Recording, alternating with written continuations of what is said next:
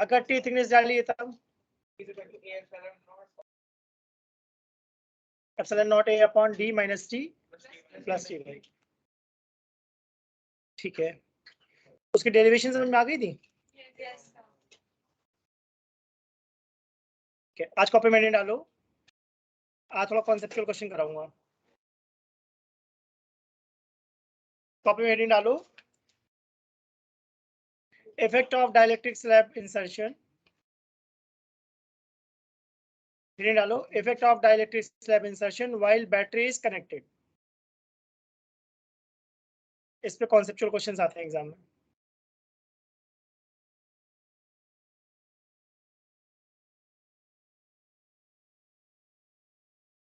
Effect of dielectric slab insertion.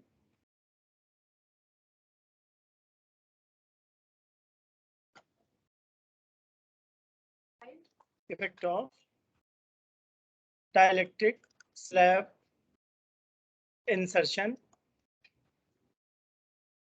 while, दो cases बनेंगे। First case क्या बताना चाह रहा हूं, बैटरी इज कनेक्टेड। इससे बहुत अच्छे क्वेश्चन बनेंगे। ठीक है, effect of dielectric slab insertion while battery is connected. इसका मतलब हमारे पास एक स्लैब है, एक कैपेसिटर है, उसको मैंने किससे कनेक्ट कर दिया है, बैटरी से। अगर खाली है तो क्या इसको सी नॉट कहूंगा मैं? अब मैंने क्या करा, इसके अंदर एक स्लैब फिल कर दिया। ठीक है सबको? हाँ, 100% फिल करा है, 100% फिल करा है, पूरी थिकनेस का। ठीक है, तो क्या ऐसा कोई फॉर्मूला हमने पढ़ा था, C medium equal to C naught K? तो पहले कैपेसिटेंस कितना था, सी नॉट। अब क्या हो जाएगा, सी नॉट के।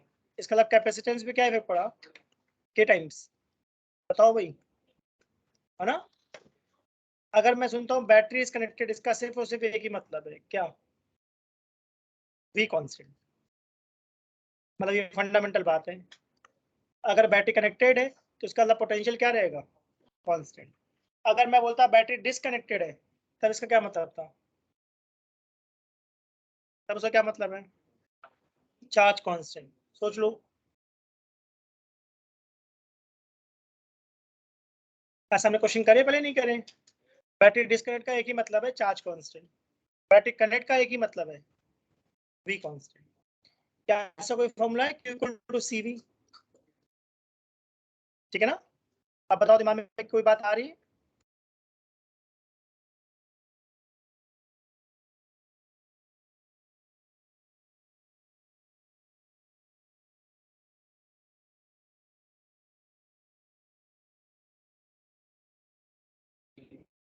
के टाइम Q पे क्या पड़ेगा,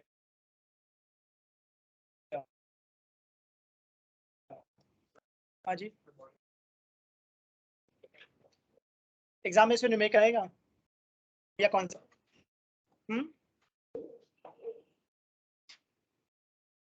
एनर्जी पे क्या इफेक्ट पड़ेगा?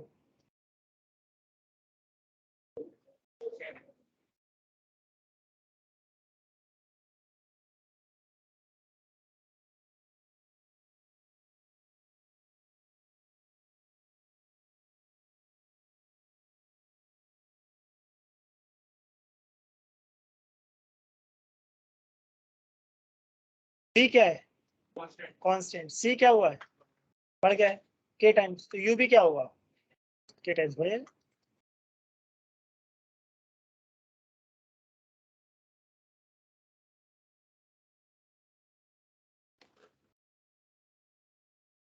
तो सिंपल बात है, अगर बैटरी कनेक्टेड है तो बेसिक बात दिमाग में एक ही बात पकड़नी है, बैटरी कनेक्टेड मतलब V पक्का क्या रहेगा, कांस्टेंट। स्लैब डालने से कैपेसिटेंस पे क्या इफेक्ट पड़ा, बढ़ गया, 100% फिल कर दिया, के टाइम्स। चार्ज पे क्या इफेक्ट पड़ा, के टाइम्स। एनर्जी पे क्या इफेक्ट पड़ा, के टाइम्स। इलेक्ट्रिक फील्ड पे क्या फर्क पड़ेगा,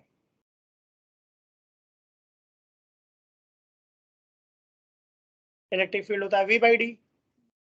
क्या V कांस्टेंट है, क्या गैप को हमने कुछ करा, नहीं करा, तो इसका इलेक्ट्रिक फील्ड क्या रहेगी, कांस्टेंट। तो ये सारे पॉइंट हाफ हाफ मार्क्स के पूछते हैं। ठीक है,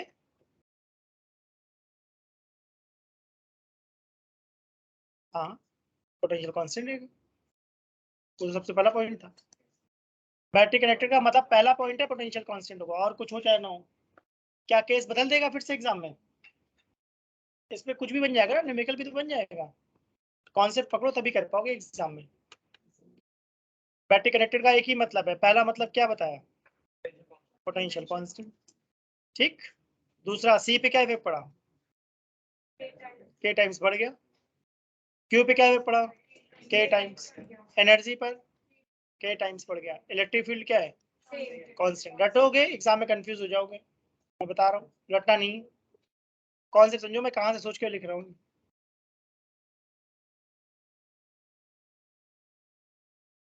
अगर ये क्लियर हो तो आगे बढ़े। केस 2 बनाओ। केस 1 में क्या था? Battery is connected, right? तो केस 2 क्या लिखूंगा? Battery is disconnected.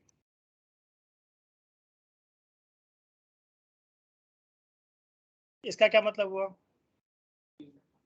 पहले हमने बैटरी लगाकर कैपेसिटर को चार्ज कर लिया क्या? सही। जब कैपेसिटर हमारा चार्ज हो गया उसके बाद हमने बैटरी को लगा रहने दिया या हटा दिया? ऐसा देखो, स्विच ओपन कर दिया है क्या? इसका मतलब बैटरी हट गई है। अगर यहाँ नीचे एक बैटरी लगी थी तो उस बैटरी को हम अज्यूम करेंगे कनेक्टेड है या डिसकनेक्टेड है? क्योंकि दिख रहा है स्विच क्या कर दिया मैंने? ओपन। स्विच ओपन का मतलब ऑफ होता है। ठीक है। अब इसके अंदर मैंने क्या कर दिया है? फिर से एक्सला फिल कर दिया है क्या? थोड़ा सा या 100%? पूरा भर दिया है। तो बैटरी डिसकनेक्टेड सुनते मेरे दिमाग में क्या आ रहा है? चार्ज कांस्टेंट या कंजर्व। सही बात है। तब देखो सॉल्व कर पाओगे।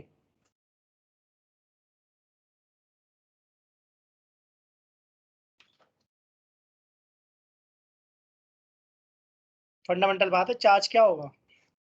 कांस्टेंट। और इस पे बहुत ही अच्छे क्वेश्चन पूछता है एग्जाम में। सी मीडियम का फॉर्मूला क्या था? सी नॉट के। तो पहले कैपेसिटेंस कितना था? सी नॉट। स्लैब भरने के बाद क्या हो जाएगा? सी नॉट के। तो कैपेसिटेंस क्या इफेक्ट पड़ा? के टाइम्स बढ़ गया। सही बात है। वी का फॉर्मूला क्या है? क्यू बाई सी। अब क्यू क्या है? कट का मतलब कांस्टेंट लिख रहा हूँ। सी क्या हुआ है? बढ़ गया है। वी क्या हो जाएगा? डिक्रीज, यानी वी हो जाएगा 1/k टाइम्स। एग्जाम में इतना इजी नहीं पूछेगा, इस पर न्यूमेरिकल बनाएगा, अभी बनाऊंगा देखना। सारे कॉन्सेप्ट एक साथ लगा देगा, कनेक्टेड डिस्कनेक्टेड सब एक साथ लगा देगा एक ही क्वेश्चन में। चलो, एनर्जी का कौन सा फॉर्मूला बताओ भाई? हाफ सी स्क्वायर राइट है, बट मैं नहीं लगाऊंगा। क्यों नहीं लगाऊंगा सोचो। जो कांस्टेंट है वो पकड़ो ना। तो Q square by 2c। Q क्या है? सी क्या हुआ है? बढ़ गया है। तो वी क्या हो जाए, यू क्या हो जाएगा?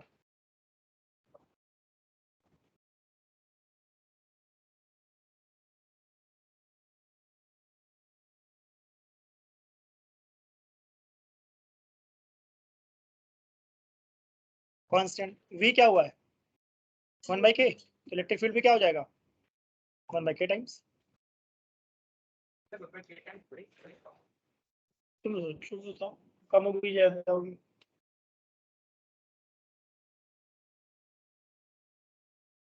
अगर वी कम हो रहा है तो ई कम होगा ना।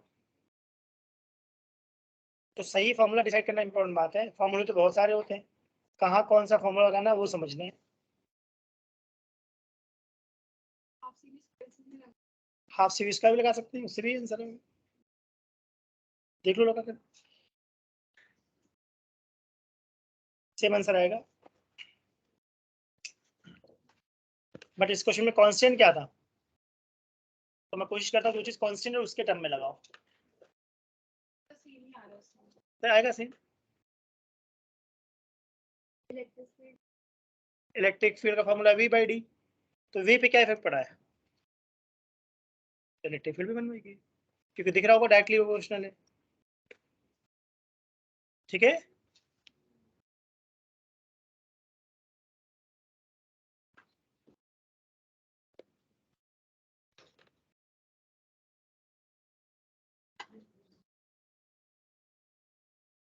तो मैंने दो केस बताए। फर्स्ट केस में मैंने क्या बताया,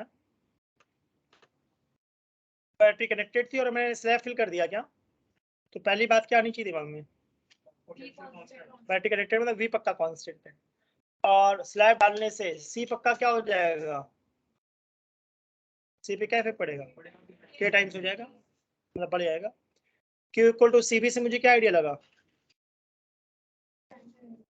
क्यू बढ़ जाएगा के टाइम्स। फॉर्मूला देखो ध्यान से, Q equal to C V, जो इफेक्ट सी पे वो इफेक्ट क्यू पे। एनर्जी का formula half C V square, तो क्या यू और सी डिपेंडेंट है, सी के टाइम्स तो यू बी के times. E is V by D, V constant D constant, तो इलेक्ट्रिक फील्ड क्या रहेगी, कांस्टेंट। सही है। बैटरी डिस्कनेक्टेड में मैंने पहली बात क्या बताई, पक्का क्यू कांस्टेंट होगा, सी क्या हो जाएगा, के टाइम्स, के टाइम्स बढ़ जाएगा। वी का फॉर्मूला है क्यू बाई सी, क्यू तो कांस्टेंट है, सी क्या हुआ है, के टाइम्स बढ़ गया है, तो वी 1/k टाइम्स हो जाएगा, 1/k टाइम्स कम हो जाएगा, 1/k टाइम्स मतलब कम हो गया। यू का फॉर्मूला क्या है, क्यू स्क्वायर बाई 2c, सी अगर बढ़ेगा तो यू पक्का कम होगा। इलेक्ट्रिक फील्ड है वी बाई डी, जो इफेक्ट वी पर वही इफेक्ट ई पर, अगर पोटेंशियल 1/k हुआ तो इलेक्ट्रिक फील्ड भी क्या होगा 1/k। अब इस पे दो क्वेश्चन कैसे आएगा देखो, एक अच्छा क्वेश्चन करके दिखाता हूँ। नहीं डिफरेंट बात है, सब लोग देखना ध्यान से मैं क्या बताना चाह रहा हूँ। ठीक है, सबको बैटरी दिख रही है, सही, कैपेसिटर दिख रहा है। अब ध्यान से देखना मैं क्या पूछना चाह रहा हूँ। कैपेसिटर की लेफ्ट प्लेट पर पॉजिटिव चार्ज है, राइट प्लेट पर नेगेटिव चार्ज है। ध्यान से देखना, क्या सबको ये स्लैब दिख रहा है, ये स्लैब अंदर आया और फिर बाहर निकल गया, ऐसा हो सकता है या नहीं, स्लैब को मैंने कैपेसिटर से पास करा दिया, तो अब क्या होगा, क्या ये दो केस बन गए। पहले केस में स्लैब को मैंने क्या करा है, कैपेसिटर के अंदर डाल दिया है, दूसरे केस में कैपेसिटर से बाहर निकाल दिया है क्या, दो केस एक साथ बता दिए मैंने। अब एग्जाम में तो 3-4 केस एक साथ मिला के पूछेगा तुमसे। अभी जैसे मैंने जो एग्जांपल बनाया इसमें दो केस हो रहे हैं, पहले स्लैब क्या हो रहा है, अंदर आ रहा है, सही है, जब अंदर आएगा तो क्या होगा, सी बढ़ेगा कम होगा, सी बढ़ेगा, क्यों बढ़ेगा, इसका मतलब बैटरी से चार्ज आएगा क्या, बताओ भाई, पॉजिटिव चार्ज दिख रहा है किधर चल रहा है, और नेगेटिव चार्ज भी आएगा क्या, देख लो। ठीक है, थोड़ी देर बाद क्या होगा, ये स्लैब बाहर निकल जाएगा, तो जब बाहर निकलेगा तो क्या होगा, चार्ज वापस चला जाएगा क्या, बताना मेरी बात को, क्या ये चार्ज वापस चला जाएगा, वापस चला जाएगा बैटरी की तरफ, तो इसका मतलब क्या होगा, यहाँ करंट फ्लो होगी या नहीं होगी, इनिशियली कैसे करंट फ्लो होगी, पहले करंट ऐसे फ्लो होगी मेरे हिसाब से, पॉजिटिव चार्ज ऐसे जा रहा था, वापस बाद में पॉजिटिव चार्ज ऐसा जाएगा क्या, उल्टा, तो पहले करंट कैसी होगी, एंटी क्लॉकवाइज, बाद में करंट कैसी होगी, क्लॉकवाइज। करंट का फ्लो होती है जब चार्ज फ्लो होता है, तो क्या स्लैब को डालने और निकालने से चार्ज फ्लो हो रहा है, अगर चार्ज फ्लो हो रहा है तो करंट फ्लो हो रही है। एग्जाम में पूछेगा बताओ भाई करंट की डायरेक्शन बताओ, तो करंट की डायरेक्शन मुझे कैसी दिख रही है, पहले एंटी क्लॉकवाइज दिख रही है जब चार्ज आ रहा है। सोच लो मेरी बात सब लोग, क्या बैटरी चार्ज देगा, पॉजिटिव चार्ज, करंट कैसी फ्लो हो रही है, एंटी क्लॉकवाइज, नहीं सॉरी क्लॉकवाइज, पहले क्लॉकवाइज है, पहले क्लॉकवाइज है, बाद में जब स्लैब हटाओ चार्ज वापस चला जाएगा क्या बैटरी के पास, तो बाद में कैसी करंट होगी, एंटी क्लॉकवाइज। जो फर्स्ट केस है उसका उल्टा होगा सेकंड केस में, फर्स्ट केस में क्लॉकवाइज क्यों हुआ था, बैटरी से चार्ज आ गया था, अब स्लैब हटाओगे तो क्या होगा, देखो ऐसा मैं लिख देता हूँ साइड में, पहले केस में सी बढ़ा था तो क्यू क्या होता, बढ़ गया था ना, इसका मतलब बैटरी से चार्ज खींच लिया था क्या कैपेसिटर ने, और जब तुम स्लैब हटा दोगे तो सी क्या हो जाएगा, कम, तो क्यू भी क्या हो जाएगा, कम। इनिशियली क्यू कितना था मान लो 10, फिर क्या हुआ होगा 11, 12, 13, 12, 11 और फाइनली फिर से 10 हो जाएगा क्या इनिशियल के इक्वल कॉन्स्टेंट नहीं नहीं नीचे नहीं जाएगा जितना इनिशियल चार्ज था फाइनली उतना ही चार्ज पहले चार्ज 10 से 13 क्यों हुआ क्योंकि उसकी कैपेसिटेंस बढ़ गई तो बैटरी से चार्ज खींच लेगा फिर कैपेसिटेंस कम क्यों हो गया क्योंकि तुमने वापस निकाल लिया स्लैब को सोचो एक और बनाता हूँ देखो एग्जाम में तो ऐसे ही पूछेगा फिजिक्स का पेपर तो ऐसे ही आता है चलो देखो मैं क्वेश्चन बनाता हूँ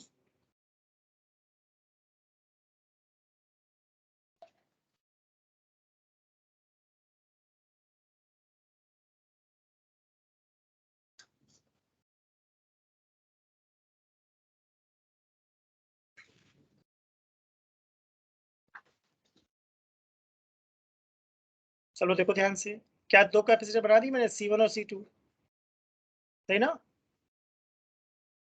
क्या सबको स्विच S1 और S2 दिख रहे हैं बैटरी कितनी वोल्ट की है 10 वोल्ट की सही है तो एनर्जी कितनी होनी चाहिए half C V² plus half C V²। कितनी आ जाएगी एनर्जी 200 माइक्रो जूल सही है आप ध्यान से देखना मैंने क्या कहा now S1 is open and K is equal to 2 is inserted in C1 and C2 both तो अब यू फाइनल निकाल के दिखाओ मुझे कितना है करके दिखाओ भाई एग्जाम में तो ऐसे ही क्वेश्चन आते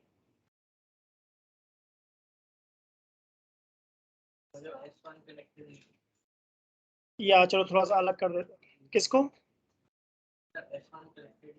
हाँ S1 को हटा दिया है ये चलो S2 कर दिया चलो अब देखो मैंने क्या लिखा है now S2 is open and K equal to 2 is inserted in C1 and C2 both अब यू फाइनल निकालो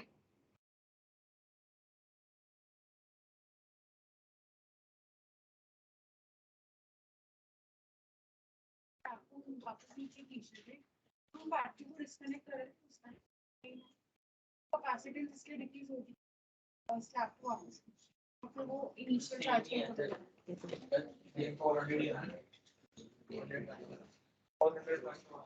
अब करके दिखाओ इसमें तो 6-7 कॉन्सेप्ट लगने वाले हैं इस क्वेश्चन में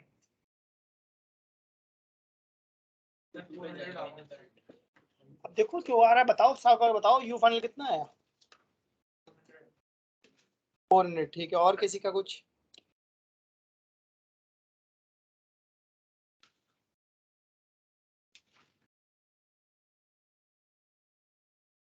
पता नहीं क्वेश्चन सॉल्व करना फिजिक्स में कमाल होता है भाई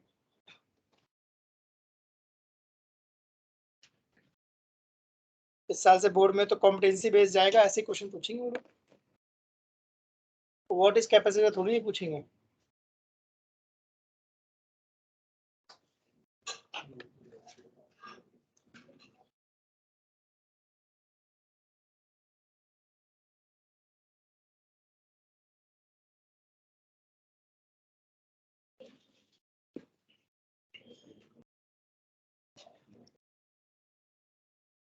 हमने किसको ओपन कराया S1 को या S2 को तब S2 कनेक्टेड है या नहीं कनेक्टेड है और S1 C1 सॉरी C1 तो क्या इस क्वेश्चन में दोनों काम हो रहा है एक कैपेसिटर कनेक्टेड है और एक डिस्कनेक्टेड है दोनों बातें आ गई क्या एक साथ अब C1 कितना हो गया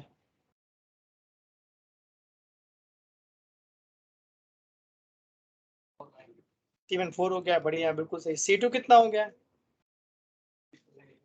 C2 भी 4 हो गया बढ़िया कैसे पहचाना कनेक्टेड डिस्कनेक्टेड से मतलब ही नहीं है k टाइम्स हो जाता है k टाइम्स कर दिया अब निकालो आंसर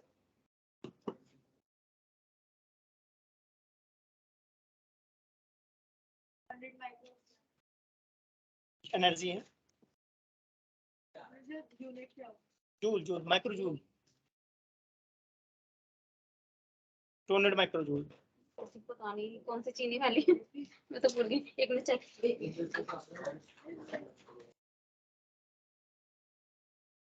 अब पहले तो ये सोचो C1 कनेक्टेड है या डिसकनेक्टेड है, और C2, अब दोनों कॉन्सेप्ट एक साथ डाल दिए ना मैंने, जो पहले था नहीं था। बैटरी डिस्कनेक्ट का क्या मतलब होता है?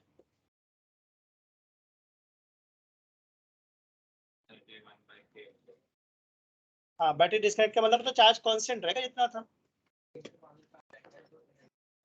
चार्ज है या नहीं C2 पर? S2 को खोलने से C2 का चार्ज चला जाएगा, रुका रहेगा? कहाँ चला जाएगा? बैटरी डिस्कनेक्ट करने पे चार्ज कहाँ जाता है?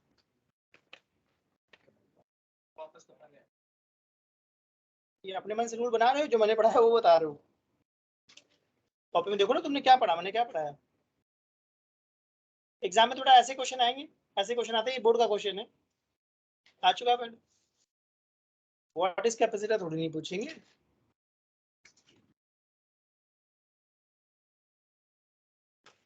कोशिश करो, सोचो क्या करना है।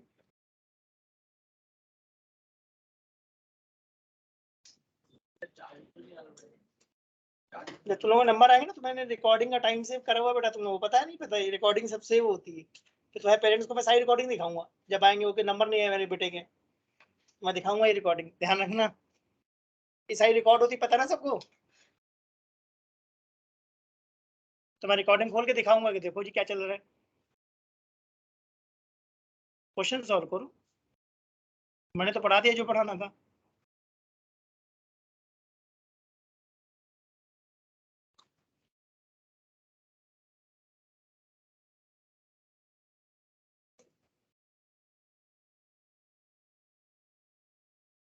हाँ, C1 कनेक्टेड है या डिस्कनेक्टेड, पहले ये सोचो। क्या मैंने बहुत क्लियरली दो बातें बोली, देखो ना मैंने क्या पढ़ाया। आ सकता है, देखते हैं। पहले ये बताओ, बैटरी कनेक्टेड है क्या मतलब बताया था? V पक्का कांस्टेंट होगा, और कुछ हो चाहे ना हो। और बैटरी डिस्कनेक्टेड है क्या मतलब था? Q पक्का कांस्टेंट होगा। अब वही बात मैं कह रहा हूँ, ध्यान दो। जो मैंने क्वेश्चन बनाया उसमें C1 में क्या है? क्या C1 में बैटरी कनेक्टेड है? तो V कांस्टेंट। इसका मतलब मैं क्या लिखने वाला हूँ, हाफ CV²। C1 कितना दिख रहा है मुझे? 4, और V कितना दिख रहा है? 10। ये तो बात होगी C1 की। अब C2 की बात करते हैं। C2 में कौन सा फॉर्मूला लगाऊं? बढ़िया, Q²/2C, परफेक्ट है। Q²/2C में C कितना है? 4, और Q कितना है? हाँ, जितना इनिशियली रहा हूँ। Q2 कितना था? Q2 कितना था?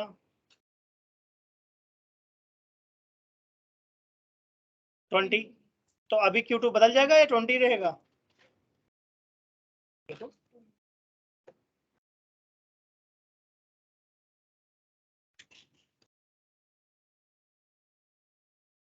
U फाइनल कितना आ गया?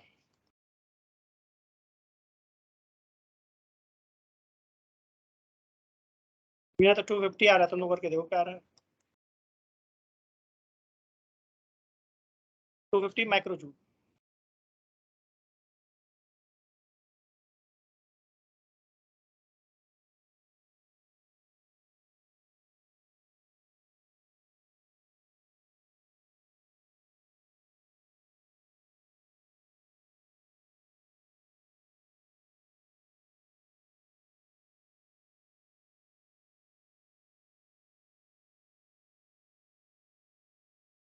तुम लोग कितना आ रहा है देखो। बढ़िया, समझ के लगा।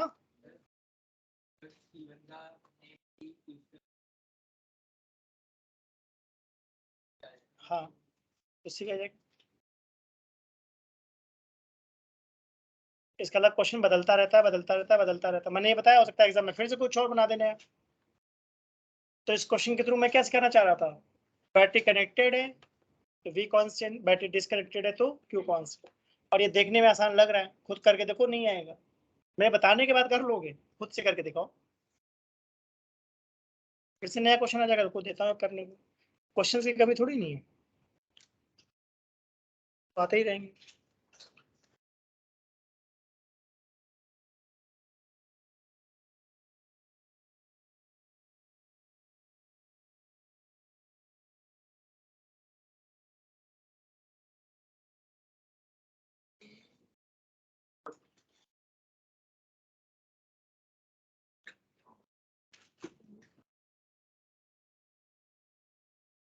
क्वेश्चन नंबर 33 कर सकते हैं, देखो 33।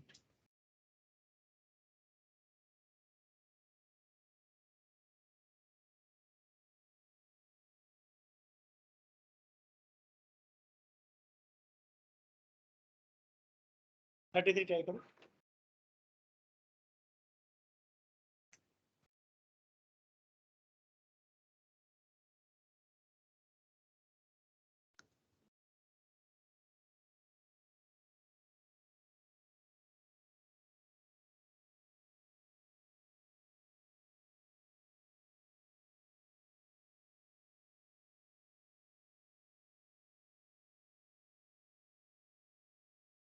पहले स्विच पोजीशन 1 पे है क्या, तो बैटरी कनेक्टेड है या डिसकनेक्टेड है?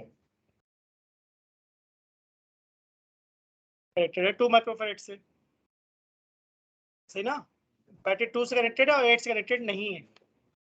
अब मैंने 1 को 2 कर दिया क्या, तो करो सॉल्व, देखो सॉल्व करो, देखो किससे होता है।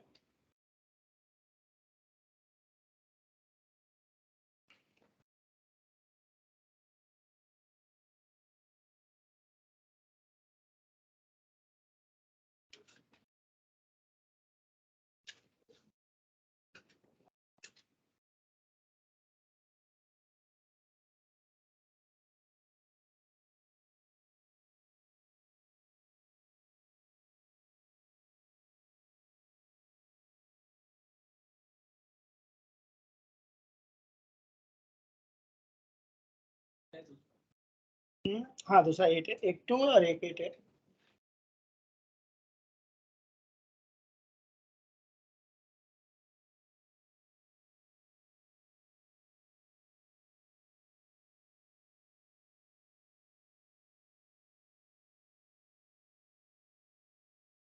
जल्दी से करो भाई, आगे बढ़े।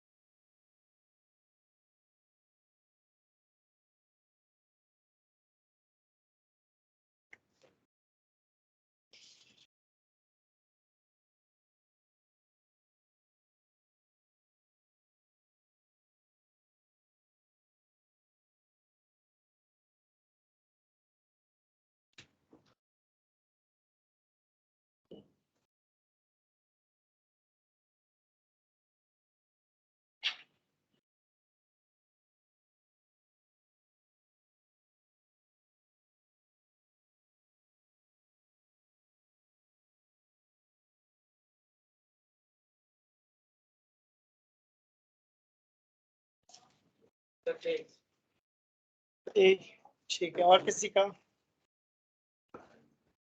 100 तो ऑप्शन में नहीं है।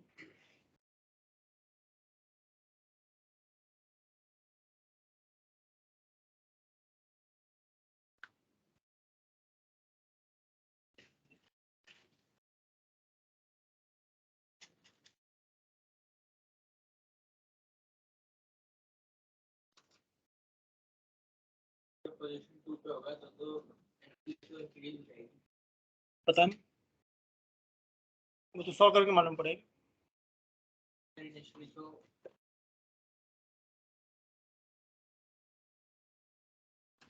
मुझे ऐसा लग रहा है इनिशियली ऐसा है। 2 वाला कनेक्टेड है या नहीं है, बताओ भाई। 2 वाला कनेक्टेड है या नहीं है, 8 वाला नहीं है, ऐसा लग रहा है मुझे। बैटरी कितने वोल्ट की थी, 10 वोल्ट।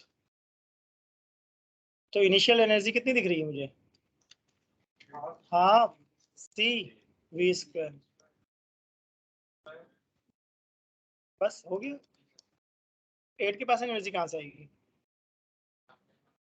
8 के पास कोई एनर्जी नहीं, चार्ज भी हुआ।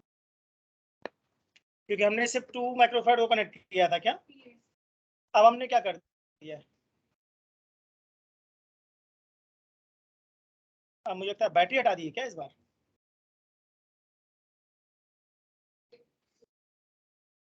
सोचो आराम से, ऐसा तो नहीं कर दिया? देखो क्वेश्चन में क्या कर रहा था, तो क्या कर रहा है? The percentage of stored energy dissipated after the switch is turn to position 2, यानी स्विच को 1 से कहाँ डाल दिया तुमने? 2 पे डाल दिया। तब सोचो क्या होगा? हाँ, इसका मतलब 8 से कनेक्ट हो जाएगा, 10 वोल्ट हट जाएगा। अब बैटरी नहीं कनेक्टेड, सोचो। क्वेश्चन पढ़ोगे ध्यान से, वो क्वेश्चन क्या कह रहा है? क्या पहले मैंने 1 से कनेक्शन कर रखा था, अब किससे कर दिया? 2 से, तो 1 वाला हट गया। नहीं, हाँ बोला 1 से 2 के बीच में करना है। Switch is turn to position 2 का क्या मतलब है?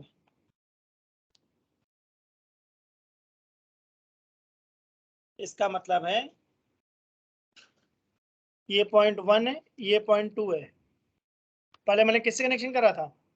1 से, अब किससे कर दिया है? 2 से। ये इसका मतलब हुआ।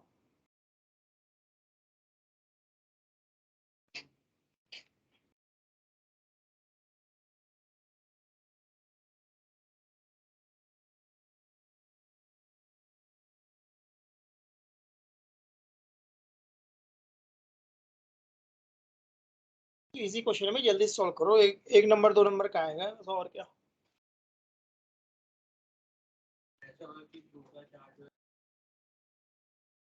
आप सही सोच रहे हो। 2 और 8 को कनेक्ट करोगे तो उनमें चार्ज डिस्ट्रीब्यूट होगा जब तक कि उनके पोटेंशियल सेम ना हो जाए। कॉमन पोटेंशियल का कॉन्सेप्ट चलेगा। चार्ज कंजर्व होगा या नहीं होगा? आप पहले बताओ, राइट वाले में बैटरी कनेक्टेड है या डिसकनेक्टेड है? तब समझो बैटरी डिस्कनेक्ट का क्या मतलब होता है। बस करो कॉन्सेप्ट, खाली पढ़ लेने से क्वेश्चन थोड़ी नहीं सॉल्व होगा, सॉल्व करना पड़ता है भाई। सॉल्व करो। इनिशियल चार्ज कितना था?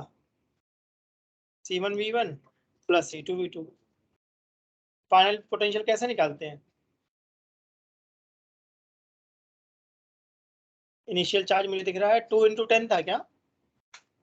तुम लोगों की हालत बहुत खराब है बेटा, मेहनत करो। तुम लोग कुछ भी नहीं कर पाते, एग्जाम में पता नहीं क्या करोगे, इतना सिंपल क्वेश्चन नहीं कर पा रहे। कॉमन पोटेंशियल कितना आ गया? 2 वोल्ट आ गया क्या? तब यू फाइनल कैसे निकालूंगा? Half C V² plus half C V²। तो फाइनल एनर्जी मेरी कितनी आ गई? 4 + 16, 20 आ गई क्या? इनिशियल एनर्जी कितनी थी? 100 माइक्रोजूल। फाइनल एनर्जी कितनी है? 20 माइक्रोजूल। तो लॉस कितनी हो गई? 80 माइक्रोजूल लॉस हो गई। देखो ऑप्शन में होगा 80%। Percentage of stored energy dissipated after the switch is turn to position 2। इसका मतलब जो कनेक्शन था मैंने 1 की जगह कहाँ लगा दिया था? 2 पर। तो पहले मेरे पास एनर्जी थी 100 माइक्रोजूल, फाइनली कितनी हो गई? 20 माइक्रोजूल।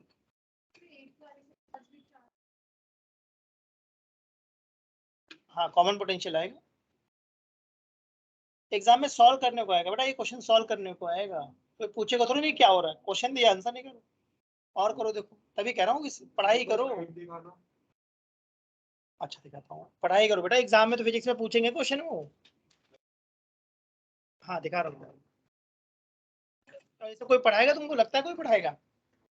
एग्जाम में दिखता है खाली। और ऐसा 50% पेपर आएगा इस साल से, बोर्ड ने बोल दिया 50% पेपर ऐसा आएगा 35 मार्क्स में।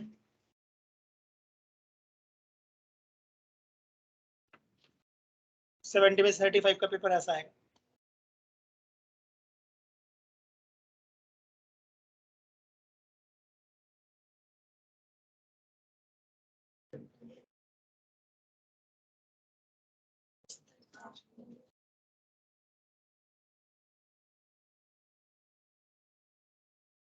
तुम लोग की हालत बहुत खराब है, इस बात को पहचानो, क्वेश्चन नहीं कर पाते, थ्योरी पूछेंगे नहीं ज्यादा वो। इस बार तो बोर्ड में 2 नंबर का डेरिवेशन आया, पता है ना, बोर्ड में फिजिक्स में एक डेरिवेशन पूछी बस 2 नंबर की बस, बाकी सारा कॉन्सेप्ट 95%। ऐसे कॉन्सेप्ट पूछे हो, मेहनत करना शुरू करो बेटा, मेहनत शुरू करो, फिजिक्स का पेपर बनाते हैं ये लोग ढंग का। चलो क्वेश्चन नंबर 41 देखते कौन करेगा।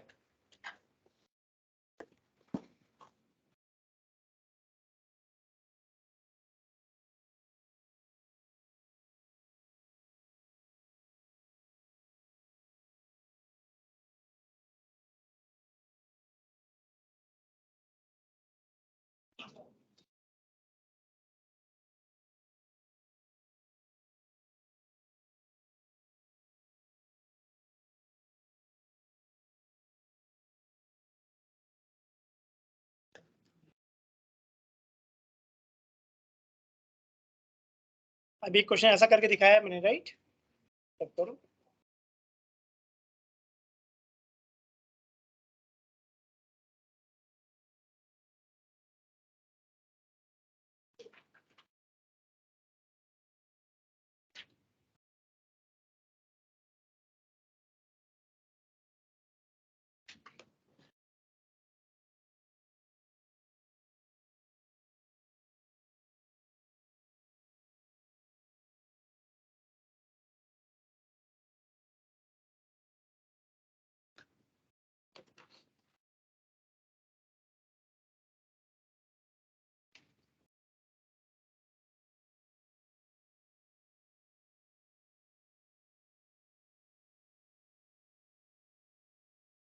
जल्दी से करके दिखाओ, कोई एग्जाम में इतना टाइम नहीं मिलेगा।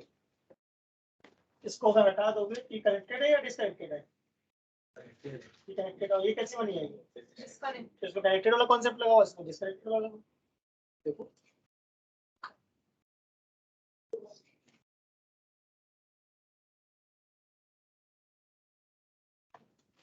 ट्राई करो लोग कितना करता है।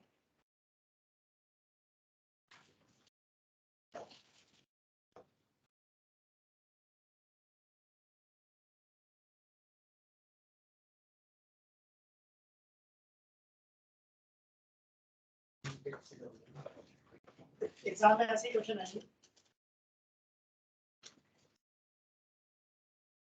इसमें टू कॉन्सेप्ट लगा के सॉल्व करना पड़ता है।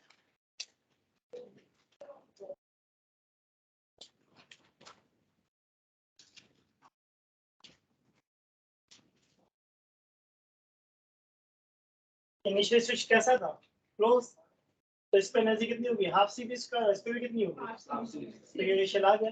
फिर हमने क्या करा, इसको ओपन करने के बाद स्लैब भर दिया, क्या स्लैब किसमें भरा है, दोनों में, तो इसका कैपेसिटेंस क्या हो गया है 3C, इसका भी क्या हो गया, इसकी एनर्जी निकाल के इसकी एनर्जी निकाल के ऐड करो, देखने में आसान है, करो समझ में आएगा क्या करो। हाँ ये डिस्कनेक्टेड है,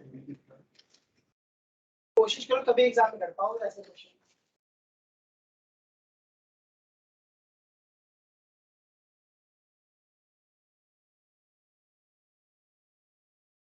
इस बात से तो ठीक में भी इंटरेस्ट हो रहा है, आपको पता है ना, इसी बेसिक के नंबर के वैल्यू सोच लो क्या होने वाली है, ये काम आएगा एग्जाम में।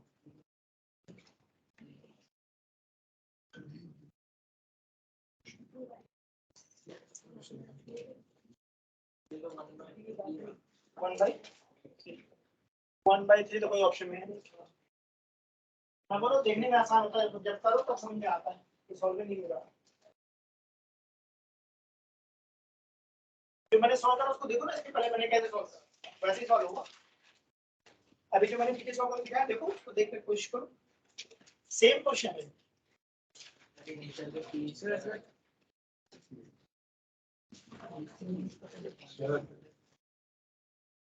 ये इनिशियल है, पहले में initial pre edge connected, half C V square इसका प्लस हाफ सीवी स्क्वायर।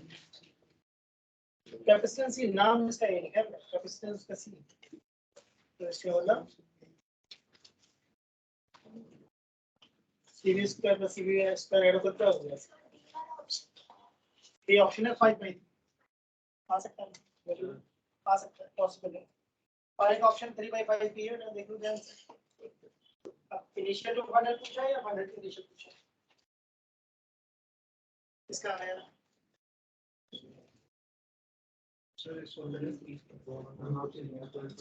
अच्छा तो नहीं लिख दिया था तुमने, इस सब में तो 0 मार्क्स मिलने वाले हैं, कुछ भी करने के मार्क्स थोड़ी नहीं मिलते हैं। आ सकता है, पॉसिबल है, वो तो सॉल्व करूंगा तब इन दोनों में से कोई एक आएगा।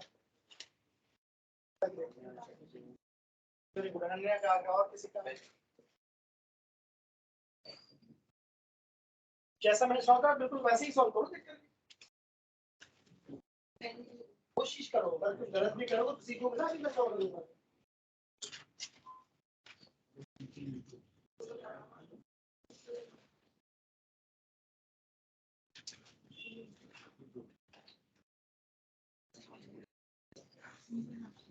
चलो मैं करता हूँ, एग्जाम में इतना टाइम नहीं मिलेगा। सर मैं क्वेश्चन पढ़ लिया ना अच्छे से? ठीक है, देखो मैं सॉल्व करके दिखाता हूँ। मुझे दो डायग्राम दिख रहे हैं। इनिशियली मुझे दिख रहा है ऐसा कुछ, क्या इनिशियली स्विच क्लोज है? यू इनिशियल कितना होगा, क्या होगा? इनिशियली यू क्या होगा, half C V square plus half C V square. यहाँ तक किसी को दिक्कत? तो क्या इनिशियल एनर्जी सीवी स्क्वायर आ गई मेरी, ठीक है ना? अब सब लोग ध्यान से देखो, पेन छोड़ो। क्या ऊपर की अपर प्लेट पे पॉजिटिव चार्ज है, लोअर पर? ये मुझे कैसे मालूम हुआ, बैटरी को देख करके, ठीक है ना? क्या ए और बी दिख रहा है सबको, सही है? आप क्वेश्चन में क्या कर रहा था, स्विच को हमने क्या कर दिया है, ओपन। स्विच को ओपन करने के बाद स्लैब डाला है क्या? स्विच को ओपन कर दूं, स्विच हमारा कहाँ पर था, राइट में था।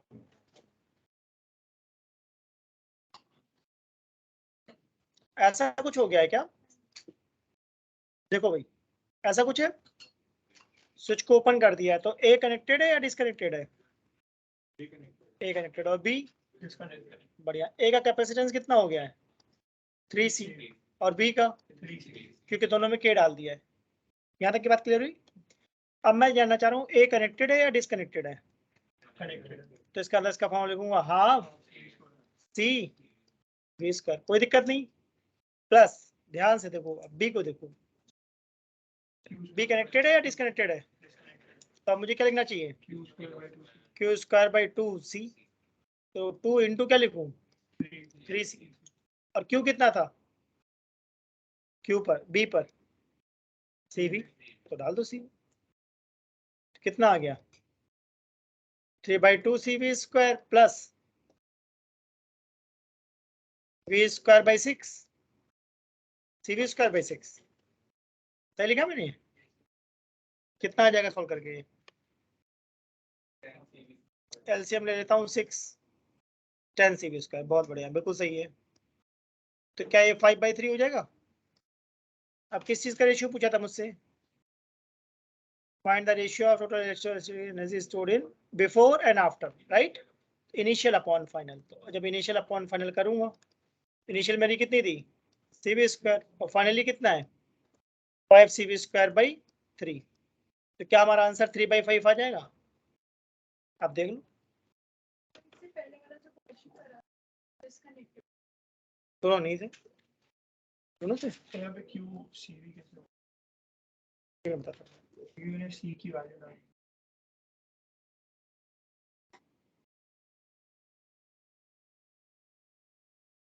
जिसे अभी मैंने सॉल्व करा, तो कौन सी क्यू की बात करो, क्यू बी की बात कर रहे हो? तो क्यू बी देखो इनिशियली कितना था,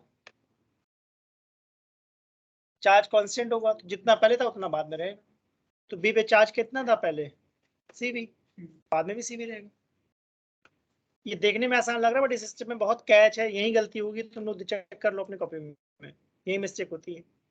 या तो लोग यहाँ गलती से सी की जगह क्या लिख देते हैं 3C, या नीचे वाले 3C को गलती से सी लिख देते हैं, यही मिस्टेक होती है।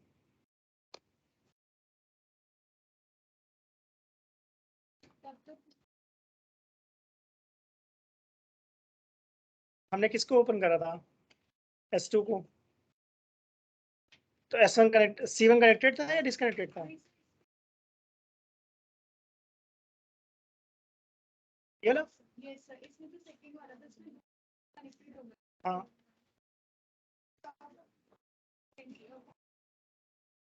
अगर बैटरी डिसकनेक्टेड है तो मैं क्या सोचता हूँ, बस चार्ज कांस्टेंट करो, चार्ज कांस्टेंट करा मैंने, RCB स्क्वायर वाला फॉर्मूला लगाया इसमें, क्योंकि हमें V पता था, क्योंकि हमें V मालूम पड़ गया था कॉमन पोटेंशियल से। कॉमन पोटेंशियल वजह से। तभी तो कहता हूँ भाई तुमको क्वेश्चन का टाइप पहचानना पड़ेगा, नहीं तो एग्जाम में कर ही नहीं पाओगे कि क्या पूछ रहा है। क्वेश्चन में तो बहुत सारे टाइप बनते हैं इसके, लिमिट ही नहीं इसकी। चलो आगे रीडिंग डालो, नेक्स्ट रीडिंग डालो, प्रॉपर्टीज ऑफ मैटर। अच्छा,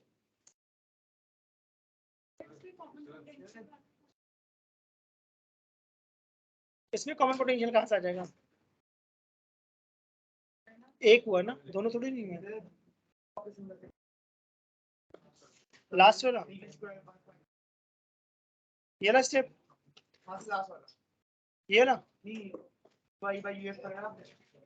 हाँ तो यू आई कितना था हमारा CV स्क्वायर, और यूएफ कितना था,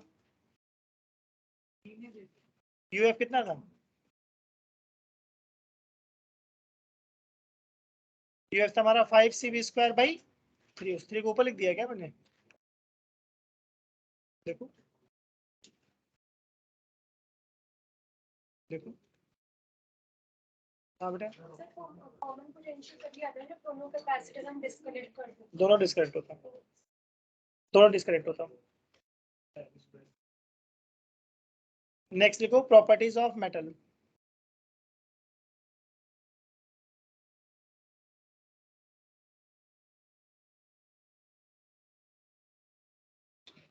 तो पहली प्रॉपर्टी है, ध्यान से देखना, अगर हमारे पास कोई मेटल है तो इलेक्ट्रिक फील्ड किसी एंगल पे होगी या परपेंडिकुलर होगी, बताओ भाई, इसको प्रूव करके दिखाओ, एग्जाम में प्रूव करने को आएगा, एग्जाम में प्रूव करने को आता है। इलेक्ट्रिक फील्ड मेटल के परपेंडिकुलर होती है, इलेक्ट्रिक फील्ड इंटेंसिटी लाइन कह लो जब, इलेक्ट्रिक फील्ड हमेशा मेटल के परपेंडिकुलर होती है, इसको प्रूव करके दिखाओ, कैसे प्रूव करोगे?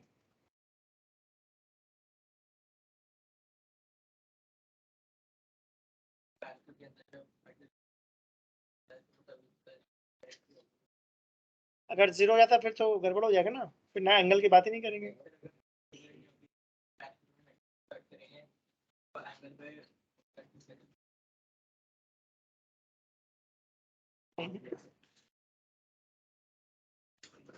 अच्छा एनसीईआरटी को दिखाता हूँ मैं किसकी बात कर रहा हूँ, एनसीईआरटी ओपन करो रुको।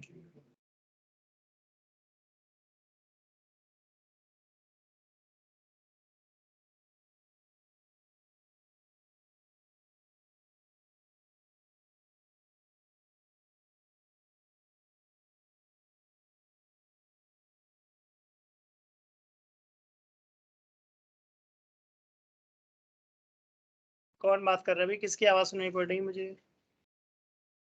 बात करना बेटा, घर जाओ, यहाँ आने की जरूरत नहीं है, या बाहर नीचे सीढ़ी पे बैठो, बहुत लोफर लोग बैठते हैं, बैठ के बात करो वहाँ, क्लास में बैठ के बात नहीं करूँ। ढूंढो तो बुक में कोई टॉपिक है, इलेक्ट्रोस्टैटिक ऑफ कंडक्टर्स, देखो उसमें लिखा हुआ है सेकंड प्रॉपर्टी, देखो क्या लिखा है, at surface of charge conductor electrostatic field must be normal to surface, है कह रहे हैं, पढ़ो देखो, एग्जाम में प्रूव करने को आता है, हमें प्रूव करना है कि इलेक्ट्रिक फील्ड हमेशा क्या होगी, सरफेस के परपेंडिकुलर, पढ़ो देखो।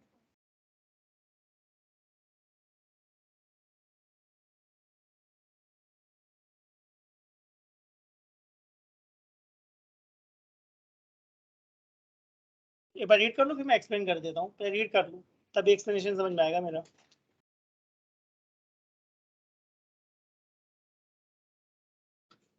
और मेहनत करो भाई, तुम लोग बहुत अभी एवरेज जगह पर हो, मेहनत करो।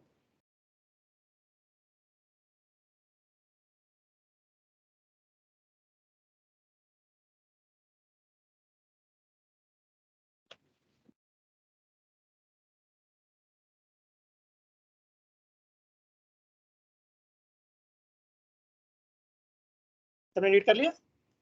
हमें क्या प्रूव करना है, पहले ये बात क्लियर हुई? हमें प्रूव करना है कि इलेक्ट्रिक फील्ड हमेशा सरफेस की क्या होगी, ऐसा हमें प्रूव करना है, ठीक है ना। अब कैसे प्रूव करेंगे? पहले मैंने अज्यूम कर लिया कि इलेक्ट्रिक फील्ड परपेंडिकुलर नहीं है, ध्यान दिया सबने। मैंने अज्यूम कर लिया इलेक्ट्रिक फील्ड कितने एंगल पे है, थीटा। सबको मेटल सरफेस दिख रही? तो क्या इस मेटल सरफेस पे कुछ चार्ज हो सकता है? सही बात है।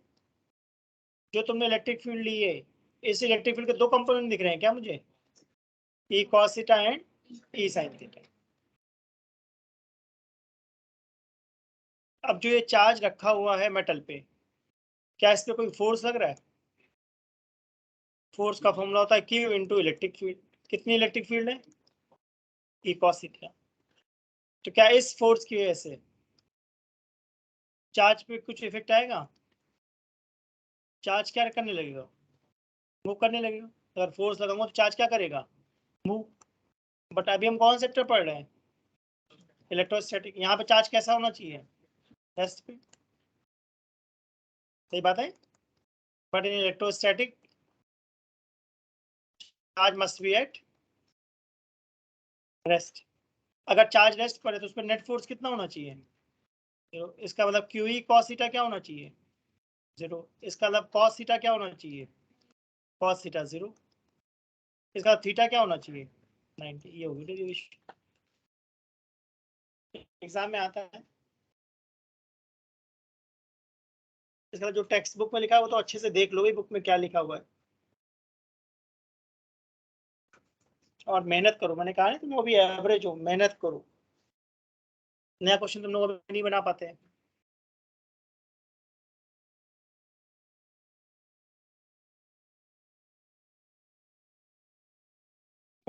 मेहनत करो तो बात बन जाएगी।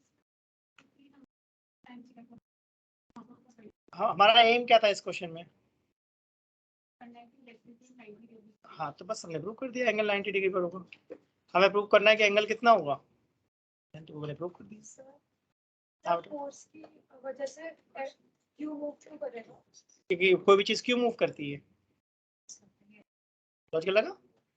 किसी चीज को अगर मैं मूव करवाना चाहता हूँ तो फोर्स लगाना पड़ेगा ना, या फिर स्मूथ सरफेस पे मूव कर रही हो ऑलरेडी। अगर किसी भी बॉडी पे चार्ज फोर्स लगाओगी तो वो मूव कर जाएगी, अगर वो सफिशिएंट फोर्स है तो। बांध रखा है या फ्रिक्शनल तो अलग बात है। अगर ये क्लियर हो तो आगे बढ़े। चाहता हूँ ये हेडिंग टिक कर लो, तुम वो पढ़ना है, मैं समझा देता हूँ।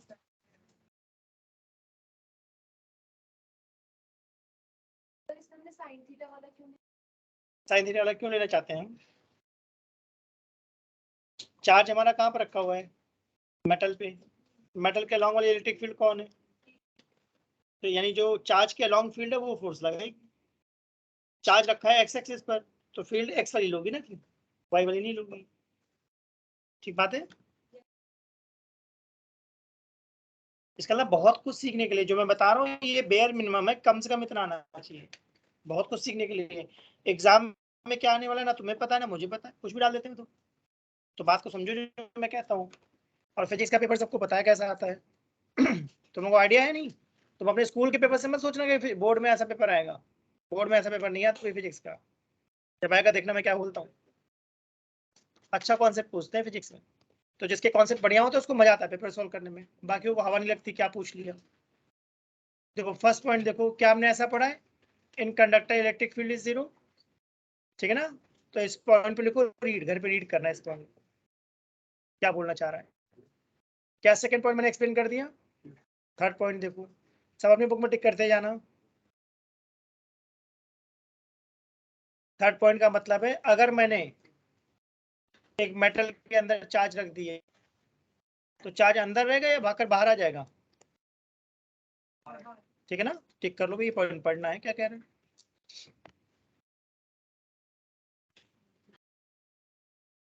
फोर्थ पॉइंट, क्या हमने ऐसा पढ़ा है कि अगर सरफेस पे 10 वोल्ट है तो अंदर मेटल में एवरीवेयर कितना होगा 10। वही फोर्थ पॉइंट है। ये पॉइंट्स रीड करने सबको घर पे बैठकर, मैंने ऑलरेडी एक्सप्लेन कर दिए, टिक करवा रहा हूँ जिससे तुम्हें आइडिया रहे कि एग्जाम में ऐसा पूछता है।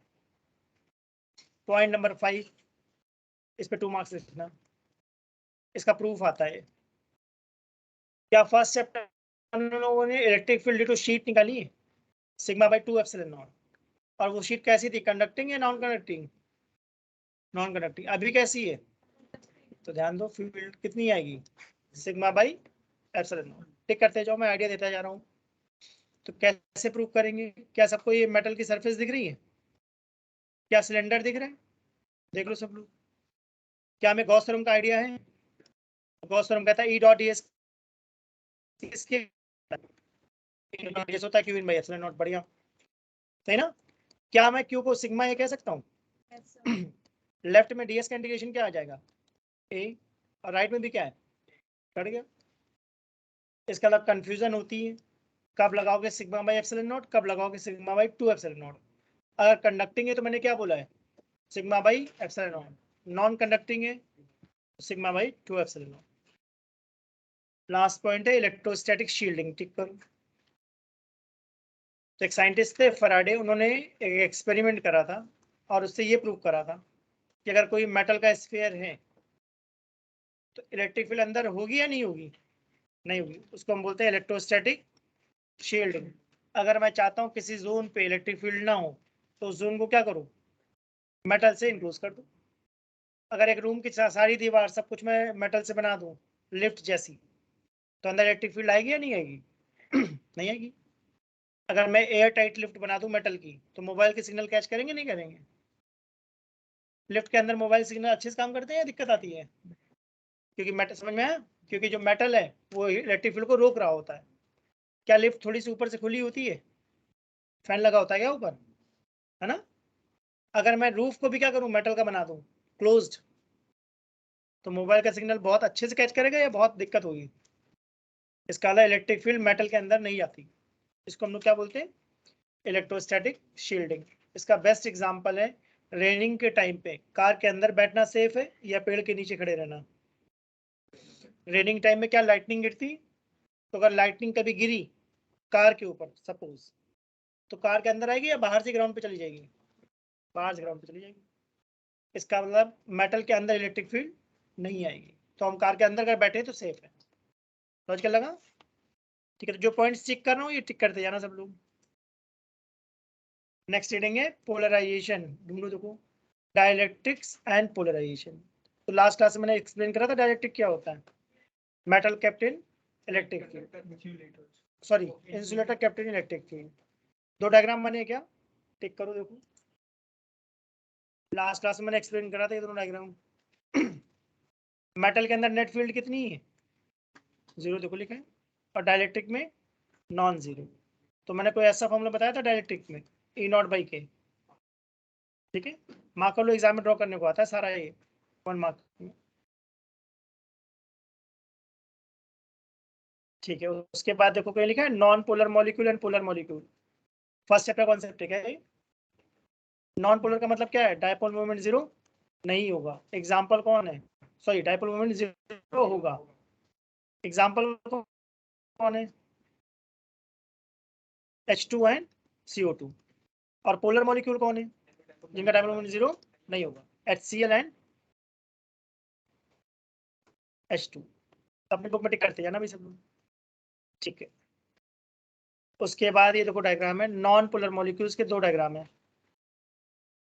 एक केस में इलेक्ट्रिक फील्ड नहीं है और दूसरे केस में इलेक्ट्रिक फील्ड है, दिख रहे हैं। सब पे 1 मार्क लिखना है, एग्जाम में ड्रॉ करने को आते हैं, लर्न करना है इनको, ठीक है। क्लास कॉन्सेप्ट टिक करवाना है, बस ये मार्क कर लेना। ढूंढना देखो कोई लिखा है, dipole movement per unit volume is called polarization, मिला, 1 मार्क लिख लो। Dipole movement per unit volume को हम क्या बोलते हैं, पोलराइजेशन। बस यहाँ तक करना है, अभी चैप्टर कंप्लीट हो गया तुम लोगों का। अब नेक्स्ट क्लास में आगे इसके डाउट्स पूछो मुझसे, ठीक है? और मेहनत करो भाई, गुड मेहनत इवनिंग सर। गुड इवनिंग बेटा, गुड इवनिंग।